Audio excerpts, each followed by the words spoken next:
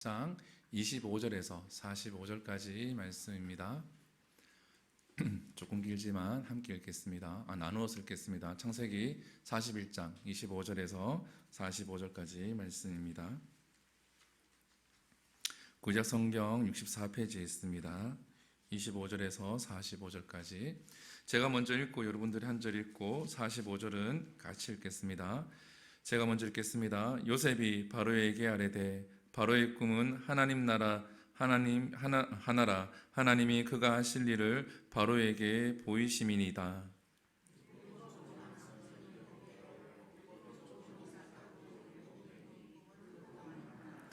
그 후에 올라온 파리하고 흉한 7손은 7년이요 동풍에 말라 속이 빈 7 이삭도 7해 흉년이니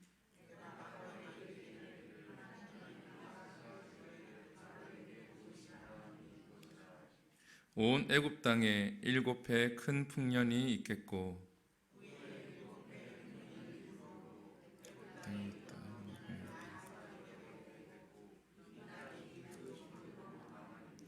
후에 든 그 흉년이 너무 심함으로 이전 풍년을 이 땅에서 기억하지 못하게 되리이다.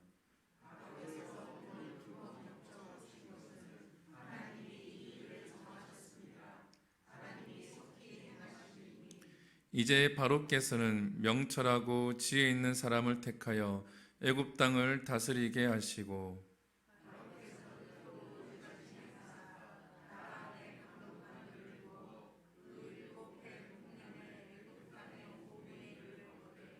그들로 장차 올 풍년의 모든 곡물을 거두고 그 곡물을 바로의 손에 돌려 양식을 위하여 각 성읍에 쌓아두게 하소서.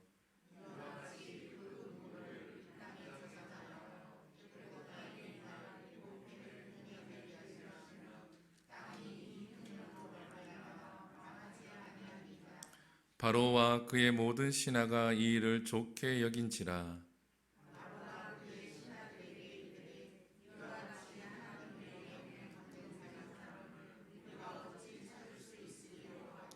요셉에게 이르되 하나님이 이 모든 것을 내게 보이셨으니 너와 같이 명철하고 지혜 있는 자가 없도다.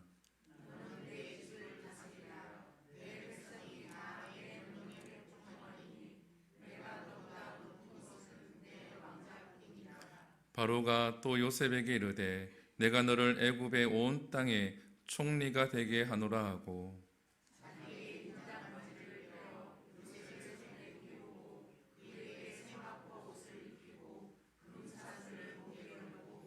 자기에게 있는 버금수레에 그를 태우매 무리가 그 앞에서 소리 지르기를 엎드리라 하더라. 바로가 그에게 애굽 전국을 총리로 다스리게 하였더라.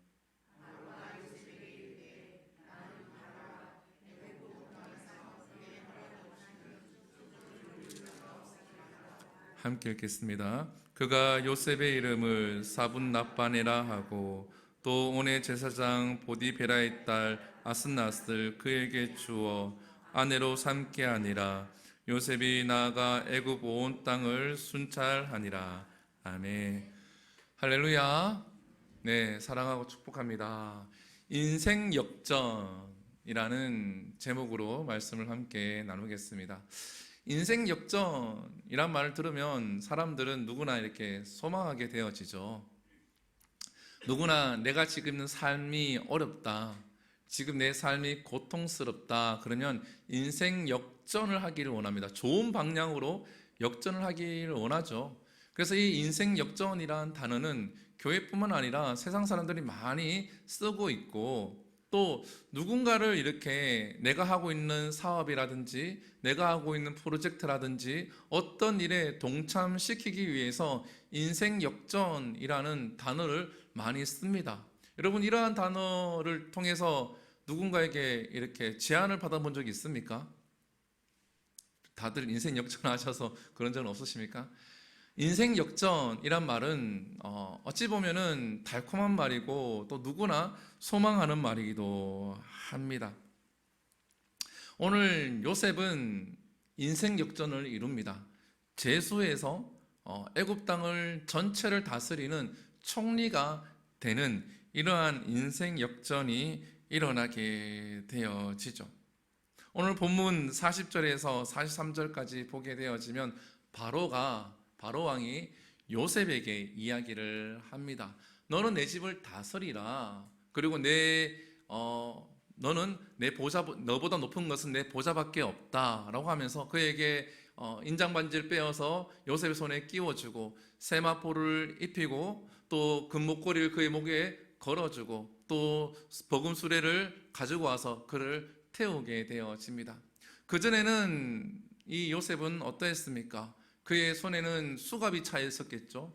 발에도 어떤 수갑이 차 있었겠죠. 그리고 옷도 제수복을 입고 있었을 것이고, 그리고 누군가 앞에 나가면 엎드려야 합니다. 그죠? 누군가의 관료이나 아니면 간수장이거나 아니면 자기가 섬기고 있는 그 관료들에게 나가면 엎드려야 되는데, 이제는 세마포를 입고 반지를 끼고 인장 반지를 끼고 금목걸이를 걸고서는 없습니다. 금목걸이를 걸고 그리고 수레를 타고 모든 사람들이 이제 요셉이 지나가면 엎드리게 되어지는 그러한 인생 역전을 지금 경험하게 되어집니다. 여러분들 이러한 인생 역전 원하십니까? 예, 예, 안 넘어오시네요. 예, 원하십니까? 아멘, 뭐 어떻게 하십시오. 이렇게 많이 하잖아요. 그죠? 인생 역전. 근데 그러면 성경은 하나님은 왜 이 요셉의 인생 역전이라는 단어를 연상하게 할 만한 이러한 드라마틱한 환경을 하나님께서 왜 만드셨을까요? 그는 한순간 이렇게 되어집니다. 이러한 것을 바라보고 살아가는 사람들, 이러한 것을 소망하는 사람들을 향해서 세상에서는 신데렐라 컴플렉스라고 이야기를 하죠. 신데렐라 컴플렉스가 무엇입니까? 신데렐라가 어떻습니까? 그가 정말 고생하고 있다가 왕자를 만나서 그가 한순간에 인생 역전을 이루게 되어지죠. 이것은 우리나라뿐만 아니라 해외든지 아니면 조금 문명이 떨어지는 그러한 나라이든지 모든 사람들이 꿈꾸는 것이 있는데 바로 이와 같은 신데렐라 컴플렉스를 가지고 있다는 거죠. 한순간에 내 인생이 역전이 되었으면 좋겠다. 어떠한 사람을 잘 만나서 내 인생이 터닝 포인트가 되었으면 좋겠다. 그래서 우리가 생각합니다. 내 인생에는 이러한 터닝 포인트를 일으킬 줄 만한 사람을 만나지 못해서 내 인생에는 역전이 일어나지 않았다. 그런 사람들 있잖아요. 그죠? 좋은 선생님이나 아니면 좋은 그러한 사람을 만나서 내게 좋은 영향을 끼쳐서 내가 그 사람을 따라서 인생이 바뀐 사람들을 만나게 되어집니다. 그래서 내 삶에는 그러한 사람이 없기 때문에 인생 역전이 일어나지 않았다. 또 때로는 좋은 남편, 좋은 아내를 만나면은 내 인생은 달라졌을 텐데, 그죠? 지금 옆에 혹시 남편과 아내가 앉아 있습니까? 네, 인생 역전을 이룬 만큼 좋은 아내나 남편을 만났습니까? 손을 잡으시는. 네, 저는 만났습니다. 저는 지금 있는 아내가 저에게는 너무나도 필요하고 좋은 아내. 그냥 이렇게 설교 시간이기 때문에 하는 얘기가 아니라 실제로 그렇습니다. 사람들은 이러한 것들을 바라죠. 그래서 제가 이 본문을 읽으면서 하나님은 왜 성경에 이러한 부분을 기록을 해 놓으셨을까? 요셉의 인생 역전을 통하여서 하나님을 믿는 백성들, 즉 우리에게 어떠한 메시지를 하나님은 전달하고 싶으실까? 우리가 그것을 제가 좀 묵상했을 때에 이 부분에 대해서 함께 나눌까 합니다. 요셉의 인생 역전을 통하여서 주는 메시지는 바로 우리들이 지혜와 명철을 갖추어라 라는 겁니다. 지혜와 명철을 갖추어라. 오늘 본문 32절에서 36절까지 보게 되어지면 이 요셉이 바로 왕에게 어떠한 이야기를 하면서 제안을 합니다. 7년의 풍년이 있고 7년의 흉년이 있는데 이때에 이 애굽 땅은 어떻게 그것을 대비해야 될지에 대해서 이 요셉이 바로 왕에게 알리고 있습니다. 32절에서 36절까지 가만히 보게 되어지면 요셉이 이야기를 하죠. 꿈을 2번 겹쳐 꾸신 것은 하나님이 이를 정했고 하나님이 속히 행하시는데, 그래서 바로 왕은 무엇을 하라고 33절에 명철하고 지혜 있는 사람을 택하여서 애굽 땅을 다스리게 하라고 이야기를 합니다. 그리고 7해 풍년 동안에는 애굽 땅의 5분의 1을 거두어서 그것을 곡식으로 잘 간직하고 있다가 나중에 흉년이 들 것을 대비하라라고 이야기를 하고 있죠. 즉 지혜 있는 사람을 선택하고 그를 감독관으로 세우고 풍년이 들었을 때 곡물을 잘 저장해 두면 7년이 흉년이 왔을 때도 잘 이겨낼 수 있을 겁니다 라고 지금 바로 왕에게 제안을 하고 있습니다. 여러분들 지금 32절에서 36절까지 보게 되어지면 하나가 빠진 이야기가 있습니다. 하나가 빠진 이야기가 있어요. 무엇일까요? 바로 요셉 자기의 이야기가 빠져 있습니다. 여러분들 그렇게 생각하지 않습니까? 내가 지금 바로의 꿈을 해석해냈어요. 그리고 거기에 대한 방안도 알고 있다라는 거죠. 근데 나의 신분은 제수예요. 그러면 바로 왕에게 제안할 수 있는 겁니다. 왕이시여, 제가 바로의 왕의 꿈도 해석했고 제가 어떻게 하면은 이 어려움을 타개할 수 있는지를 제가 알고 있습니다. 그러니 저를 제수가 아닌 어느 한 관료로 저를 세워주시면 제가 이 일에 대해서 잘 대비하겠습니다.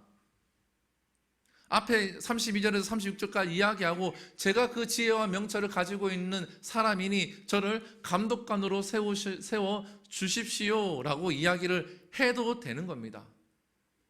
여러분 그렇지 않습니까? 우리가 회사 다닐 때에 어떠한 프로젝트를 하고 어떠한 아이디어를 내게 되어지면 어떻습니까? 그러면 사장이나 팀장은 그 사람에게 그러면 너가 한번 해봐 라고 이야기를 합니다. 왜? 아이디어가 그 사람 머리에 나왔고 그 사람이 프로젝트를 세웠기 때문에 그 사람이 가장 적임자이기 때문에 그 사람에게 하라라고 이야기를 합니다. 그리고 그 아이디어를 내는 사람도 그것을 기대를 하고 있는 거죠. 그렇기 때문에 이 요셉은 바로 왕에게 이것을 요구를 해도 된다라는 겁니다. 근데 이 요셉은 거기에 대해서 요구를 하지 않습니다. 그런데 37절에 보게 되어지면 놀라운 반응이 하나가 나타나죠. 37절에 보게 되어지면 바로와 그의 모든 신하가 이 일을 어떻게 좋게 여긴지라. 여러분들 어떻게 생각하십니까? 바로는 좋게 여길 수 있습니다. 그런데 신하들은 좋게 여길 수 있는 상황이 아니라는 거죠. 여러분들 회사 생활을 하잖아요. 회사 생활을 하게 되어지면 다른 사람이 나보다도 동기이거나 나랑 비슷한 위치에 있는 사람이 일을 갑자기 월등하게 잘하거나 아니면 회사에서 뭔가를 크게 인정받게 되어지면 셈이 납니다. 그것을 가로채고 싶은 마음이 듭니다.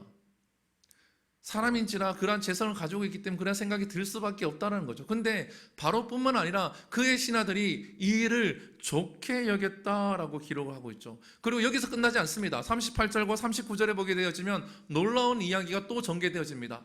바로가 그의 신하들에게 이르되 뭐라고 얘기합니까? 이와 같이 하나님 영에 감동된 사람은 우리가 어찌 찾을 수 있으리요 하고. 바로는 하나님을 섬기는 사람이 아닙니다. 근데 바로 왕이 요셉을 보았을 때에 하나님 영의 감동이 되어져 있다는 것을 그가 보게 되어지고 39절에 이야기합니다. 지금은 바로 왕이 신하에게 얘기했고 39절은 바로 왕이 요셉에게 이야기합니다. 하나님이 이 모든 것을 너에게 보이셨으니 너와 같이 명철하고 지혜 있는 자가 없도다 라고 바로가 요셉에게 이야기를 합니다. 여러분 저는 이 본문을 읽으면서 소름이 돋고 저에게는 큰 은혜로 다가왔습니다. 지금 이 당시의 애굽이라는 나라는 강대국입니다. 즉 바로 왕 주위에는 술사들, 박사들, 지혜 있는 사람들, 학문이 뛰어난 사람들, 엘리트들이 쫙 깔려 있다라는 거죠. 그래서 이 이야기를 들었을 때에 바로 왕이 즉석에서 할 수도 있지만 이것을 검증할 수 있는 시간을 가질 수 있다는 거죠. 그 박사들과 아니면 학문이 뛰어난 사람들, 술사들에게 이야기를 하고 너희들은 어떻게 생각하느냐? 이야기가 타당하다고 생각하느냐? 이 꿈이 맞다고 생각하느냐? 얼통달통 아는 이야기로 생각하느냐라고 검증의 시간을 거칠 수 있다는 거죠. 당연한 거 아닙니까? 당연한 절차입니다. 그건 어찌 보면은 당연한 겁니다. 한 나라를 이끌어가야 되고 앞으로의 이 7년, 7년이 14년의 그 프로젝트를 진행해야 되고 나라를 이끌어가야 되고 위기를 준비해야 되는데 그러한 검증의 시간을 거치지 않는다? 이것은 대단한 모험입니다. 우리 가정도 마찬가지 아닙니까? 어떠한 큰 일을 결정할 때도 마찬가지지 않습니까? 고민하고 여러분들 물건 하나를 사더라도 어떻습니까? 리뷰 다 읽어보지 않습니까? 안 읽어보십니까? 음식 하나 시킬 때에 그 밑에 별 몇 개 달렸는지 리뷰가 어떤지 다 보지 않습니까? 우리 아내는 보던데요.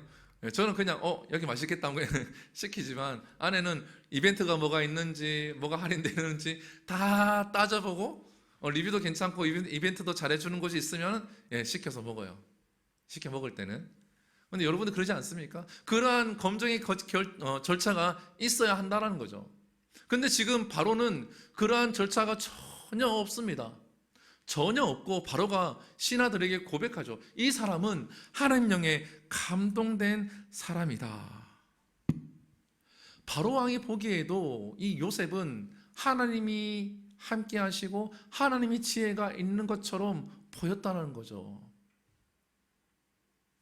얼마나 똑똑하겠습니까? 바로 왕이. 그 많은 사람들을 이끌고 강대국을 이끌어가기 위해서는 사람 보는 눈도 탁월해야 되고 지혜도 탁월해야 합니다. 그러한 지금 바로 왕이 신하들에게 고백을 하고 있는 거죠. 그래서 우리가 한 가지 인정하고 들어갈 게 뭐냐 하면 바로 요셉은 하나님 영에 감동된 사람이었다. 첫 번째. 두 번째는 하나님 영에 감동이 되어졌기 때문에 요셉에게는 지혜와 명철이 있었다라는 겁니다. 그래서 성경에는 이러한 부분들을 많이 이야기하고 증거하고 있다는 거죠. 그래서 우리는 이 부분에서 본받아야 하는 거고 우리 이 부분에서 자세히 알아야 하는 겁니다. 고린도서 2장 11절에 보면 이렇게 되어지면 이렇게 하나님의 영에 대해서 이렇게 얘기합니다. 같이 읽어볼까요? 시작. 하나님의 일은 사람의 일은 사람 속에 있는 영 외에는 누가 알리요? 이와 같이 하나님의 일도 하나님의 영 외에는 아무도 알지 못하느니라. 아멘. 하나님의 일, 하나님의 속마음을 아는 존재는 성령 하나님 영밖에는 없다라는 겁니다. 즉 요셉은 이 성령의 충만함이 있었다라는 거죠. 우리 그리스도인들이 소망하는 것이 무엇입니까? 매일매일 살아갈 때 성령 충만한 삶을 살기를 원하지 않으십니까? 여러분들 삶 속에서 내가 그리스도인인데 성령의 충만함 속에 살아가기를 원합니다. 그런데 요셉은 그러한 성령의 충만 속에 살아갔다라는 거죠. 하나님 영에 사로잡힌 모습으로 살아갔다라는 겁니다. 그렇기 때문에 그에게 지혜와 그리고 명철이 있었다라는 거죠. 우리가 성령 충만하게 되어지면 예언을 하기도 하고 특별한 것을 나타내기도 합니다. 지금 세상에서 떠들썩하게 하는 뉴스가 하나 있죠. 넷플릭스에 저는 보지는 못했습니다만 그냥 짤막하게 동영상으로 봤는데 JMS 정명숙 씨 여기 말고요. 우리 동네에 JMS 다니는 분이 계세요. 호반에 살고 있어요. 호반에 지금까지 얘기하면은 타겟이 되니까 안 되고 살고 있어요. 그 JMS가 뭐라고 얘기합니까? 내가 예수다라고 얘기하죠. 예수다. 작년에 코로나 때 떠들썩했던 단체가 뭐죠? 신천지였죠. 다른 걸 다 떠나서 이만희가 뭐죠? 내가 보혜사 성령이다라고 얘기를 하죠. 자기가 예수다고 이야기를 합니다. 사랑하는 성도 여러분, 성령 충만한 사람은 자기를 드러내지 않습니다. 아멘이십니까? 우리가 목회자이든 아니면 장로님이든 아니면 권사님이든 아니면 집사님이든 저분이 정말 하나님의 영에 감동된 사람이다라는 것을 분별할 때 하나의 기준점을 삼을 수 있는 것이 뭐냐 하면 바로 자기를 드러내느냐 하나님을 드러내느냐? 이것을 보면 알 수 있습니다. 아멘이십니까? 저는 이것으로 판단할 수 있다고 생각합니다. 성경에서 분명히 기록하고 있기 때문에. 성령 충만한 사람은, 바울은 성령 충만했지만 자기를 드러내지 않습니다. 자기를 뭐라고 얘기하나요? 괴수 중에 괴수라고 이야기합니다. 죄인 중에 죄수라고 얘기하지, 나는 하나님의 영을 받아서 내가 힘있게 사역하는 하나님의 종이다, 그러니 무조건 내 말을 들으라, 너희들은 나를 따르라, 이렇게 이야기하지 않습니다. 사랑하는 성도 여러분, 성령이 충만한 사람, 하나님 영에 감동된 사람은 하나님의 일을 드러내지 자기를 드러내지 않습니다. 교회도 마찬가지입니다. 교회의 이름을 드러내는 교회가 있고 하나님을 드러내는 교회가 있습니다. 잘 분별해야 합니다. 목사도 마찬가지입니다. 자기의 이름을 드러내는 목사가 있고 하나님의 일을 드러내는 목사가 있다는 거죠. 분명히 있습니다. 작은 교회이지만 하나님의 이름을 드러내기 위해서 애를 쓰는 교회가 있을 것이고, 큰 교회이면서도 하나님의 이름을 드러내는 교회가 분명히 존재한다는 거죠. 반대로 작은 교회이면서 조금만 뭐 하게 되면 교회 이름 내고, 교회에서 뭐가 했다 그러고, 목사 이름 내고, 단체 이름 내고 하는 교회가 있고, 대형교회도 마찬가지입니다. 사랑하는 성도 여러분, 하나님 영에 감동된 사람은 하나님을 드러내는 줄 믿습니다. 그래서 지혜와 총명에 대해서는 욥기서 12장 13절에서도 이렇게 기록을 하고 있죠. 같이 읽어보면 시작. 지혜와 권능이 하나님께 있고 계략과 명철도 그에게 속하였나니. 누구한테 있다고요? 하나님께 있습니다. 우리가 인생을 지혜롭게 살아가려고 하면은 하나님께 집중해야 되고, 하나님께 지혜가 있다는 것을 우리가 인정을 해야 돼요. 내 지혜, 순간적으로 내가 지혜롭다고 생각할 수가 있죠. 근데 멀리 보면 결단코 지혜롭지 않습니다. 잠언서 9장 10절에 보게 되어지면 이렇게 기록하고 있죠. 같이 보면 시작. 여호와를 경외하는 것이 지혜의 근본이요 거룩하신 자를 아는 것이 명철이니라. 지혜와 명철을 명확하게 또 잠언서에도 기록하고 있죠. 여호와를 경외하는 것이 지혜고 거룩하신 자를 아는 것이 누구죠? 하나님을 아는 것이 명철하다. 총기가 있는 사람은 하나님을 안다라는 겁니다. 그래서 제가 이 요셉의 이야기를 보면서 무엇을 깨달았냐 그러면, 요셉은 꿈을 해석하고 그리고 거기에 대한 해결 방안을 전하는 것까지만 합니다. 하나님의 일을 거기까지만 한다라는 거죠. 하나님이 원하시는 것까지만 한다라는 겁니다. 여러분들 생각을 해보면은, 우리가 조금만 생각해보면 알 수 있습니다. 지금 요셉의 상황은 여기까지만 하는 것이 아니라 조금만 더, 한마디만 더 하면 되는 겁니다. 한마디, 많이도 아니고 한마디만 더 하면은 되는 상황이에요. 한마디만 더 하면 되는 상황입니다. 한마디만 더 하면 돼요. 왕이시여, 나를 긍휼히 여기소서. 왕이시여, 내가 억울하게 옥살이를 하고 있습니다. 이 한마디만 하면 되는 거거든. 이 한마디. 술 맡은 관원장에게 그가 복직될 때 부탁하지 않습니까? 나를 기억하소서, 내가 억울합니다, 내가 여기 들어올 짓을 안 했습니다 라고 술 맡은 관원장에게 부탁하지 않습니까? 그런 것처럼 한마디만 하면 돼요. 한마디. 근데 그 한마디를 합니까 안 합니까? 안 한다라는 거죠. 이것이 바로 지혜와 명철을 가지고 있는 겁니다. 하나님의 뜻만 전한다라는 거죠. 왜 꿈을 해석하게 했는지, 거기에 대한 방안을 왜 알게 했는지를 이 요셉은 깨달았거든요. 그래서 하나님의 뜻만 바로왕에게 전한다라는 겁니다. 그래서 제가 여러분들과 나누고 싶은 것이 있습니다. 우리가 해야 될 게 뭐냐? 그래서 우리가 말씀을 묵상하는 연습을 해야 합니다. 목사님 또 뻔한 말씀을 하시네요. 우리가 말씀 묵상을 해야 되는데, 이어령 교수님 아시나요? 지금은 천국 가셨죠, 그죠? 나중에 예수님 믿고 하나님 영접하고 그가 천국 갔는데, 여러분 인터넷에 유일한 교수님의 80조 생각이라는 것을 유튜브에 쳐보면 거기 몇 가지 주제로 해서 쭉 뜹니다. 거기 보게 되어지면 이러한 주제로 글을 쓴 게 있습니다. 검색이 아니라 사색이다. 검색이 아니라 사색이다. 제가 읽어드릴게요. 스마트폰과 컴퓨터를 이용하는 청년들은 숙제도 친구와 밥을 먹는 것도 검색해서 한다. 검색해서 한다라고 합니다. 그리고 여기 어디 갔죠? 밑에 있네요. 그리고 검색이 없이 쇼핑도 못하고 사랑도 못한다고 말한다.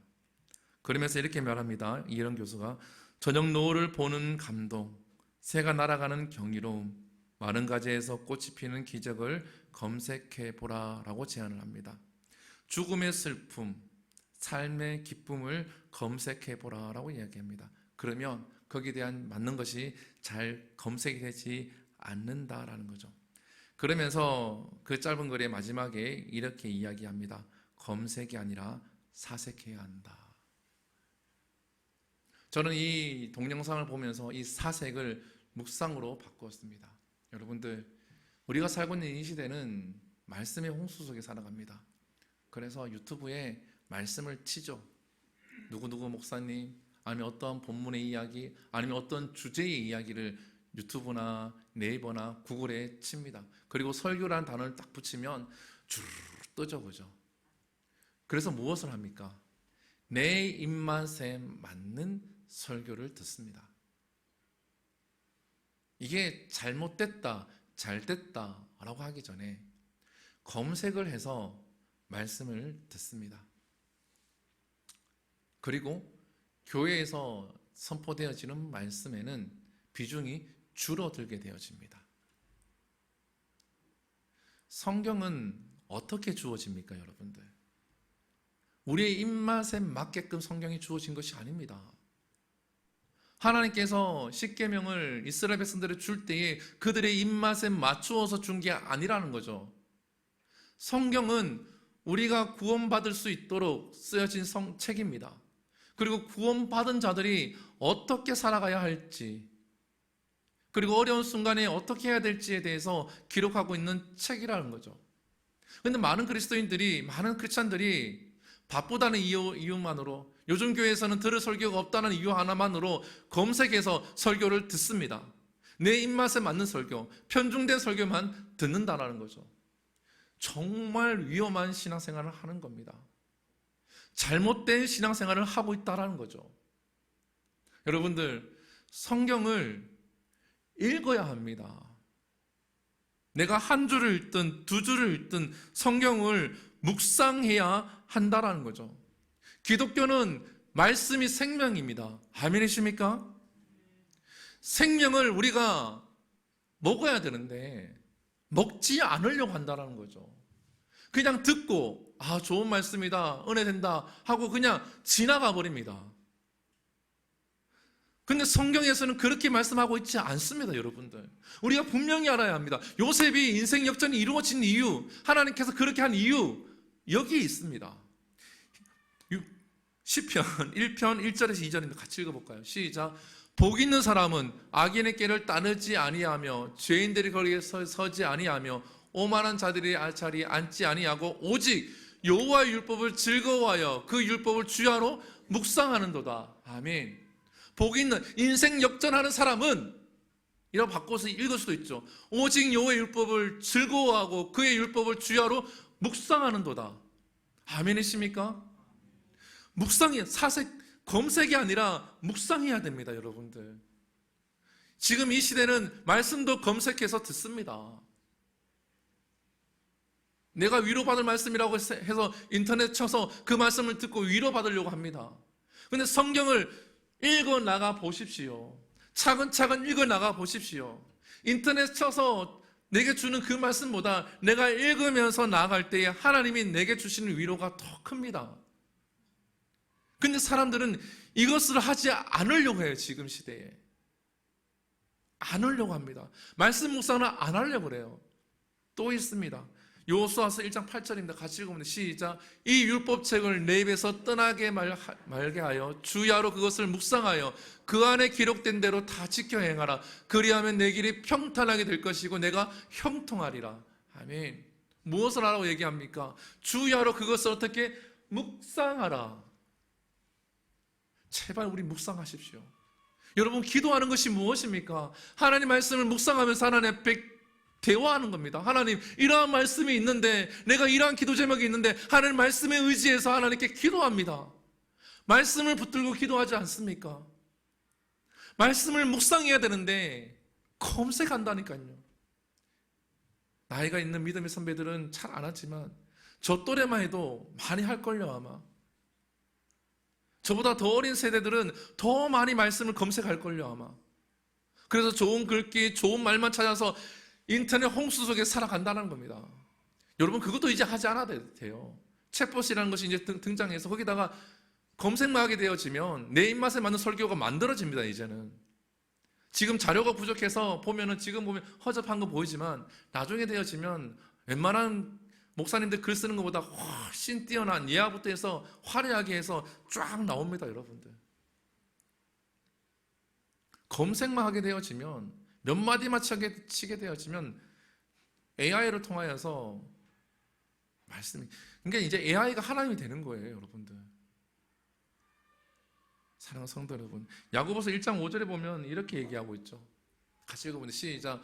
너희 중에 누구든지 지혜가 부족하거든 모든 사람에게 후히 주시고 꾸짖지 아니하는 하나님께 구하라. 그리하면 주실 것이요. 아멘.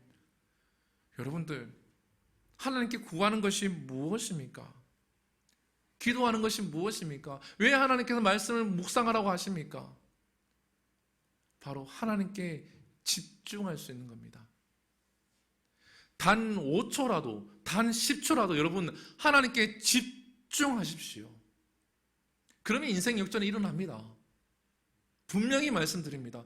하나님은 당신에게 집중하는 자를 찾고 있다는 거죠.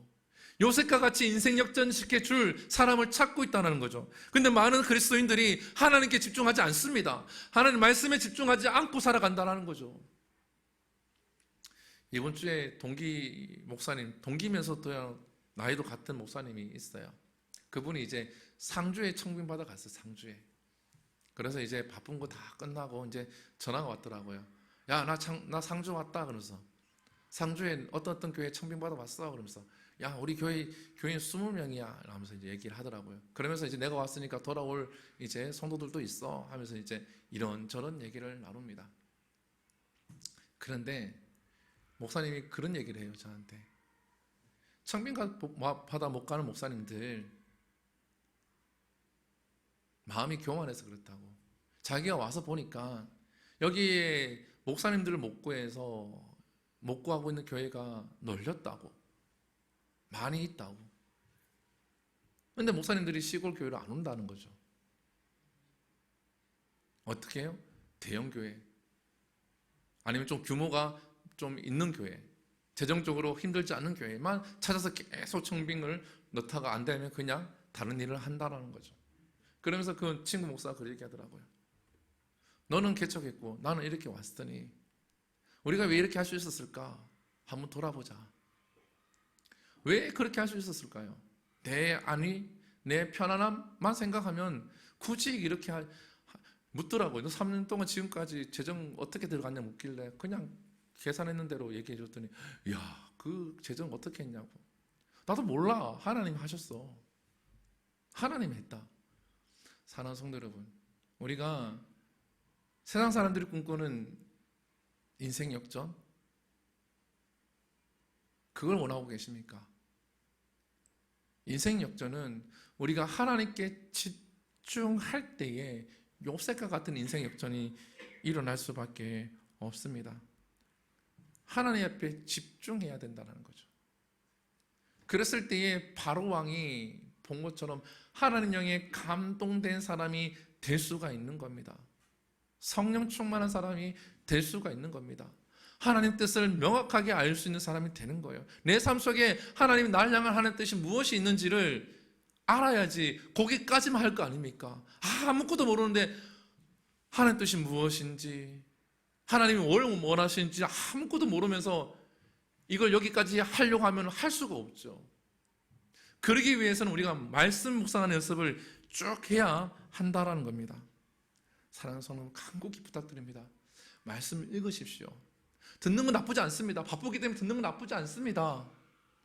듣는 거라도 하는 게 어딥니까? 그죠? 설교를 안 듣는 것보다 낫습니다. 책을 안 읽는 것보다 낫습니다. 무언가를 찾아서 듣는 것 좋습니다. 근데 묵상하는 것을 안 하면 안 된다는 거죠.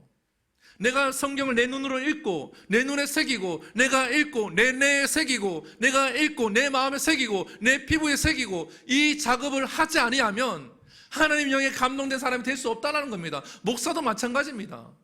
이것을 읽지 아니하고 어떻게 하나님 영에 감동되어서 설교를 하겠습니까? 사랑하는 성도 여러분, 간절히 부탁드립니다. 오늘부터라도 말씀을 읽으십시오. 어디가 되었든 괜찮습니다. 목사님 어디를 읽어야 될지 모르겠어요. 그러면 창세기 읽으십시오. 레위기 어려워요. 레위기 건너뛰고 다른 걸 읽으십시오. 읽으면 됩니다. 읽으면 됩니다. 근데 왜 안 읽습니까? 제발 꼭 읽고 묵상하기를 소망을 합니다. 그리고 오늘 요셉을 통해서 우리가 함께 나눌 부분은 뭐냐 하면, 요셉은 자기 삶 가운데 하나님을 기록합니다. 우리가 본문은 아니지만 50절에서 53절까지 보게 되어지면 요셉이 결혼을 하고 난 다음에 두 아이를 낳습니다. 므낫세와 에브라임이라는 두 아들을 낳습니다. 그래서 이 므낫세의 이름을 어떻게 하냐고 하면 하나님께서 내 고난을 잊어버리게 하셨다. 그리고 에브라임은 내가 수고한 땅에서, 하나님이 내가 수고한 땅에서 번성케 하셨다. 이름을 지으면서 그렇게 했다라는 거죠. 여러분, 그건 누가 다 하지 않습니까? 근데 그렇지 않다라는 거죠. 말씀을 가만히 보게 되어지면 풍년이 있고 난 다음에 흉년이 들기 전에 요셉이 자녀를 낳아서 이름을 그렇게 짓습니다. 우리가 편안할 때, 뭔가 잘 될 때에 하나님께 집중하지 않습니다. 힘들 때에도 힘들다는 이유로 하나님께 집중하지 않습니다. 그렇기 때문에 사람들은 하나님을 잊어버리며 살아갑니다. 내 삶 속에 어딘가에 기록을 해두어야 되는데, 남겨야 되는데 남기지 않는다라는 거죠. 근데 요셉은 자녀의 이름을 통하여서 남겨놓습니다. 성경에 보게 되어지면 에벤에셀이라는 말이 있죠, 그죠? 미디안들이 블레셋이 쳐들어왔을 때에 사무엘이 미스바에서 이스라엘 백성들을 모아서 그들과 전쟁해서 그들을 물리칩니다. 그리고 난 다음에 그들을 물리친 곳까지 가서 에벤에셀, 여기까지 하나님이 도우셨다라고 돌을 해서 거기에 남기게 되어지죠. 또 어떻습니까? 길갈에 있는 12돌, 요단강을 건너고 난 다음에 그것을 가지고 와서 하나님이 하셨다고 그 후손들에게 알리기 위해서 기념비를 세우죠. 그런데 그러지 않은 사람이 있다는 겁니다. 누굽니까? 바로 사울 왕입니다. 하나님께서 이 사울 왕을 세운 것을 후회하신다라고 사무엘에게 이야기를 하죠. 그랬더니 사무엘이 너무나 안타까워서 하나님께 기도합니다. 사울을 위해서 기도합니다. 그리고 난 다음에 아침 일찍 일어나서 사울 왕을 찾아갑니다. 근데 사울 왕을 찾아갔더니 그 사울 왕에 있던 종이 사무엘에게 이야기합니다. 지금 사울 왕은 자기의 기념비를 새기기 위해서 내려갔다라고 이야기를 하죠. 사랑하는 성도 여러분, 우리의 이름을 드러내고 우리의 업적을 칭송하고 내가 잘했음을 누군가에게 인정받는 것은 너무나 중요한 일입니다. 칭찬은 고래도 춤추게 한다 라고 하니까 칭찬하고 격려하고 이런 것은 나쁜 것이 아닙니다. 그리고 내가 무언가를 잘 이루어내서 그것을 통해서 하나님께 영광 돌리고 하는 일이 절대 잘못된 일이 아닙니다. 그러한 일이 있을 때에 나의 업적을 기리기보다 하나님의 이름과 하나님의 업적을 기리기 위해서 애쓰는 그리스도인이 되어야 된다라는 겁니다. 아멘이십니까? 이거는 100번, 1000번 강조해도 지나치지 않습니다. 지금 이 시대는 자기의 이름을 나타내기 위해서 애쓰는 그리스도인들, 목회자들이 많습니다. 제가 처음에 저도 쇼츠를 한번 만들어서 우리 교회를 조금 알려볼까? 이거 많은 생각을 이렇게 했었어요. 저도 고민도 많이 하고 유튜브에 어떻게 할까 막 많이 고민을 많이 하다가 결과적으로 그렇게 되면 내가 드러나는 거니까 하지 말자.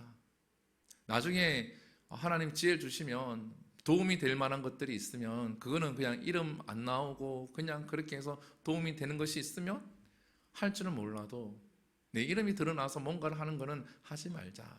하나님이 하시겠지. 저희 교회 유튜브가 한 번은 이렇게 폭파된 적이 있어요. 누가 이렇게 신고를 했어요. 사기죄로. 진짜 사기죄로 신고를 해서 이게 정지를 먹은 거예요. 정지를. 이제 교회가 이제 조금 이렇게 성장하고 구독자 수도 이제 50명이 되니까 많이 듣는구나. 어떨 때는 클릭 이제 설교 듣는 사람이 100명도 넘어가고 이렇게 이제 많이 듣네 했는데 갑자기 안 되는 거예요. 그래서 채널을 다시 이제 교회 채널을 다시 만들었는데 많이 안 들었는데 요즘 다시 이제 한 50회 이제 나오긴 하더라고요. 그때 하나님 앞에 기도하기를 하나님 제가 교만했나요 하나님? 제가 제 이름을 드러내기 위해서 뭔가를 했나요 하나님? 그렇게 하나님 앞에 돌아보는 시간을 잠깐 가졌습니다. 사랑하는 성도 여러분, 지혜와 명철이 있고 하나님께 감동이 된 사람은 자기의 이름을 드러내기보다 하나님의 일하심을 남기기 위해서 애를 씁니다. 그렇기 때문에 우리에게 성경이 있는 거예요. 믿음의 선배들이 그렇게 뭔가를 남기기 위해서 애를 썼기 때문에 우리가 지금 이렇게 믿음 생활을 할 수가 있는 겁니다. 여러분, 다음 세대에게 무엇을 물려줘야 합니까? 여러분, 저는 저희 아들을 보면서 또 다음 세대를 보면서 마음이 많이 아픕니다. 이찬성 목사님이 고등부만 하다가 개척을 하셨죠. 근데 그때 이찬성 목사님이 그 고등부를 바라볼 때에 이런 마음을 가졌다고 합니다. 기성세대의 잘못으로 인해서 이 아이들이 고통을 받는구나. 여러분들, 지금 있는 젊은 세대들이 하나님을 떠나는 건 그들의 잘못이 아닙니다. 여러분들, 절대 그들의 잘못이 아닙니다. 가정에서 자녀를 믿음으로 양육시키기에 가장 좋은 방법이 뭔지 아십니까? 부모가, 아빠, 엄마가 하나님 앞에서 바로 살아가는 겁니다. 바른 이야기하고 바른 말을 하고 신앙생활을 하나님 앞에서 바르게 할 때에 자녀들은 그 모습을 보면서 하나님을 만나게 되고 경험하게 되어지는 거예요. 근데 이 시대는 그것을 저버리길 원하죠. 공부가 우선이고 좋은 직장 들어가는 게 우선이라는 겁니다. 먼저 너의 앞가림을 하는 게 우선이라는 거죠. 자녀들에게 아예 대놓고 그렇게 교육을 하는 집안들이 많이 있습니다. 조금만 눈 돌리고 찾아보면 정말 많습니다. 세상 사람들과 똑같은 방법으로 자녀에게 신앙 교육을 시킨다는 거죠. 사랑하는 성도 여러분, 절대 그렇지 않습니다. 자녀에게 하나님을 남겨주기를 소망을 합니다. 하나님을 남겨주십시오. 내가 묵상하고 기도하고 하나님께 집중하면 자녀들도 따라서 하나님께 묵상하고 기도합니다. 여러분, 나와서 기도하라고 제가 몇 번 말씀드리잖아요. 저는 자녀들 손잡고 와서 기도합니다. 1분밖에 기도 안 해요. 애들이 1분 못 앉아 있으니까 1분 30초밖에 기도 안 해요. 근데 기도를 만약에 쉬잖아요. 그러면 자녀가 얘기해, 아빠 오늘 왜 기도하러 안 가? 갈 건데? 하고 같이 와요. 아무것도 모른다고 할지라도 첫째가 뭔가 잘못을 하고 뭔가 하면은 첫째는 제 눈치를 보죠. 보면 저는 그렇게 얘기를 해요. 지금은 이건 너가 해야 될 것도 아니고 하나님이 기뻐하시지 않는 일이야. 아빠도 안 하려고 애를 써. 너도 하지 말려고 애를 써. 나도 안 되는 걸 자녀한테 무조건 강조할 수 없는 거잖아. 나도 안 하려고 애를 써. 너도 같이 애를 쓰자. 알아듣든 알아듣지 못하든 그렇게 자꾸 이야기를 한다는. 나중에 저는 어떻게 될지 모르겠어요. 내 자녀가 어떻게 설지 모르지만 자녀에게 성경을 막 읽어주고 가르쳐주는 것도 중요하지만 아빠도 이렇게 살려고 해, 하나님 백성으로. 근데 이게 나도 잘 안 돼, 사실은. 근데 하려고 애를 써. 같이 하자. 목사인 나 아빠인데도 잘 안 돼. 막 뭐라 그러고 나면, 첫째한테 막 뭐라 그러고 나면, 미안해, 아빠가 아직도 사랑이 부족해서 막 뭐라 그러는데 아빠도 계속 노력할게. 그런 얘기를 합니다. 알아듣든 알아듣지 못하든. 그게 하나님을 저는 남겨주는 거라고 생각을 합니다. 사랑하는 성도 여러분, 내 이름을 드러내고 어떠한 교육 방식을 가지고 막 하기보다 하나님을 남길 수 있는 우리 모두가 될 수 있기를 축복을 합니다. 이제 말씀을 마무리할까 합니다. 사랑하는 성도 여러분, 인생 역전, 요셉과 같은 인생 역전은 하나님 영에 감동된 사람, 그리고 하나님 영에 감동되어서 지혜와 명철이 있는 사람, 이러한 사람이 되기 위해서는 우리가 하나님의 말씀을 주야로 묵상하는 사람이 되어야 될 줄 믿습니다. 그리고 우리 인생 가운데, 우리 삶 가운데 우리의 업적을 남기는 것이 아니라 하나님을 남길 수 있는 우리의 인생이 될 수 있기를 간절히 축복합니다. 우리 찬양하신 후에 우리 잠깐